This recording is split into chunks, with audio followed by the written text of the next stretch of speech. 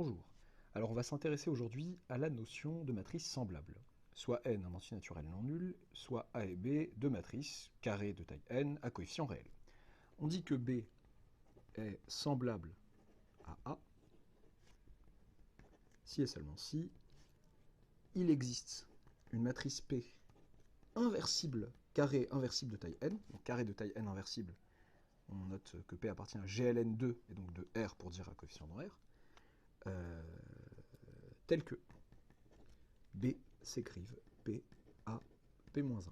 Ça dit que B est semblable à A. Vous voyez l'importance du fait que le produit matriciel n'est pas commutatif.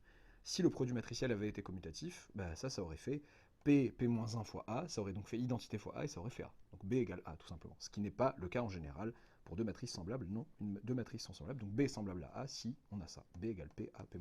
Avec P, une matrice inversible, pour pouvoir parler de P-1, qui est l'inverse de P. Remarquons déjà que B est semblable à A si et seulement si A est semblable à B. Et oui, en effet, alors, en effet, si B est semblable à A, si il existe un P appartenant à GLN de R, donc une matrice carrée de taille n inversible, telle que B s'écrive P à P-1, eh bien, je peux exprimer A à l'aide de B d'une manière similaire.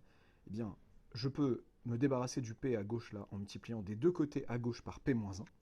P-1B est égal à P-1 P à P-1. Oui, mais donc, vous voyez ce que j'ai fait là, j'ai pris les deux membres de l'égalité et à gauche, j'ai multiplié chacun à gauche par P-1.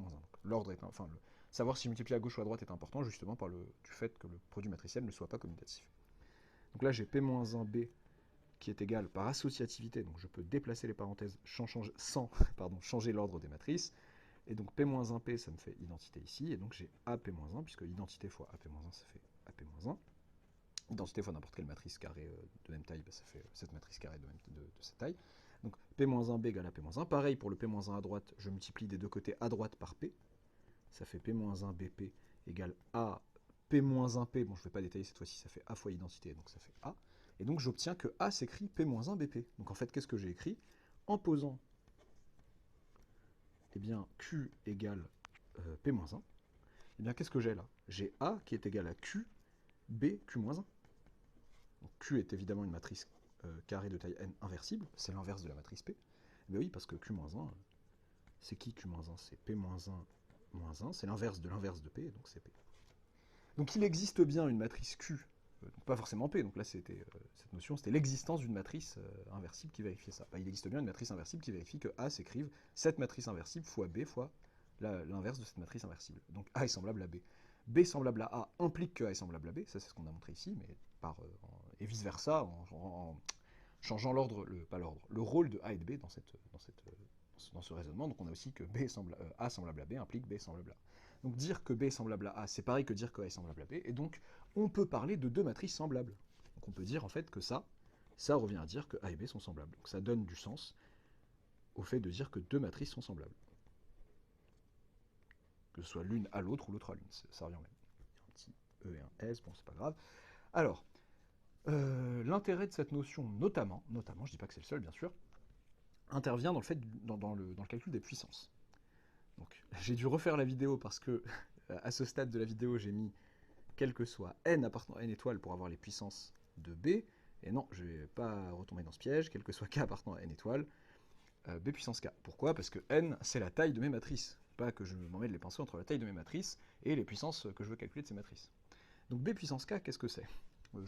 J'allais flémarder et vous dire à la fin de la vidéo, bon bah remplacer les n par des k, mais ça faisait beaucoup.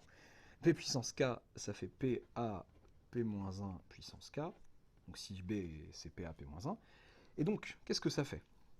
Intuitivement, ça nous fait P à P-1 multiplié par elle-même k fois. Je ne vais pas changer l'ordre des matrices dans ce produit, mais j'ai le droit de changer l'ordre les priorités au niveau des parenthèses. Donc je vais dire PA, P-1P, A, P-1P, puisqu'il y a un P qui va être là, etc., etc. Et là, il y aura un P-1, P-1P, A, P-1. Ok.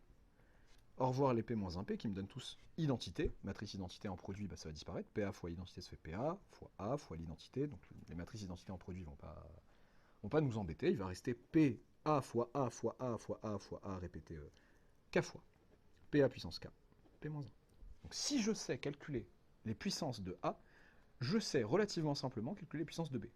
Pour n'importe quelle puissance de B, je calcule la puissance de A correspondante, je multiplie à gauche par P, à droite par P-1, pour peu que je les connaisse, et c'est réglé. Ça nous sauve la vie, notamment dans le cas, de matrices qu'on appelle diagonalisables. On va voir ce que c'est qu'une matrice diagonalisable. Une matrice carrée de taille n est dite diagonalisable.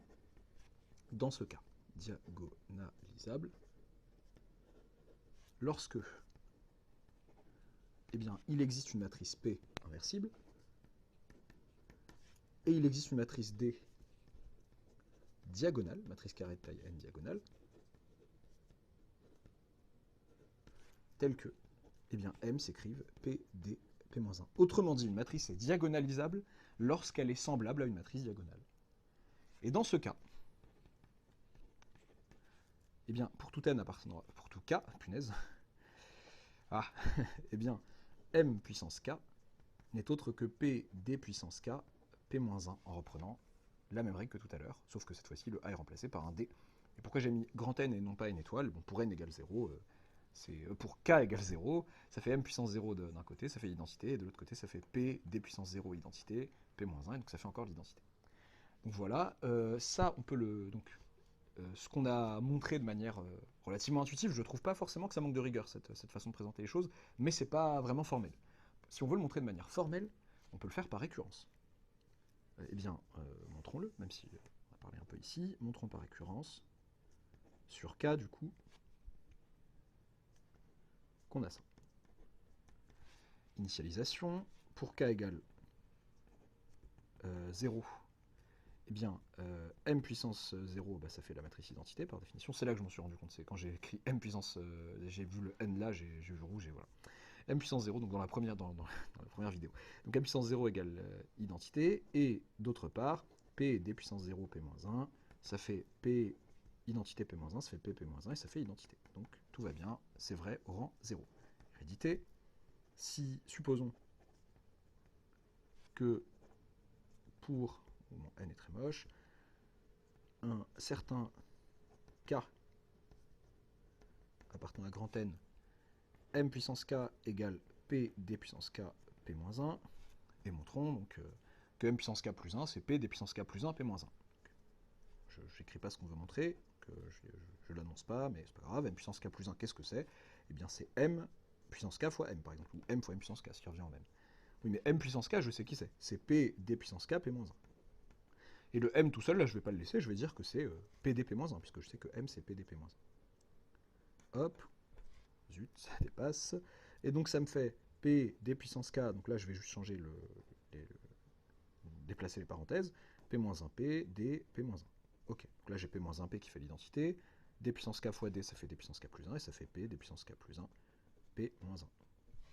Et conclusion, flemme de faire la conclusion. Conclusion, le principe de raisonnement par récurrence me permet de conclure que pour tout K appartenant à grand N, M puissance K, c'est P, D puissance K, P-1. Dans le cas où une matrice est diagonalisable, dans le cas où je sais diagonaliser, ça c'est une autre paire de manches, une matrice, dans le cas où je sais l'écrire comme étant une matrice inversible fois une matrice diagonale fois l'inverse de la matrice inversible, je peux calculer ces puissances plus facilement.